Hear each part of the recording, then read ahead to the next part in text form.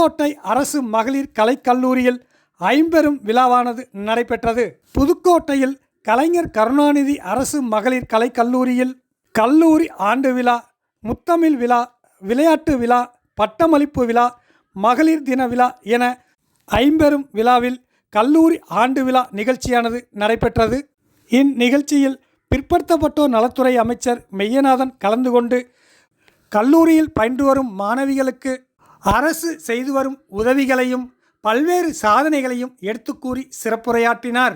அதனைத் தொடர்ந்து கல்லூரியில் பாடவாரியாக முதல் மதிப்பெண்கள் பெற்ற மாணவிகளுக்கு வெள்ளி விழா பரிசும் சான்றும் வழங்கப்பட்டது. பின்னர் ஆண்டு விழாவை முன்னிட்டு மாணவிகளின் கலை நிகழ்ச்சியானது நடைபெற்றது. ஆண்டு விழா நிகழ்ச்சியில் கல்லூரி முதல்வர் பொறுப்பு ஞானஜோதி, கல்லூரி பேராசிரியர்கள், மாணவிகள் என பலரும் கலந்து கொண்டு ஆண்டு விழாவானது மிக சிறப்பாக நடைபெற்றது.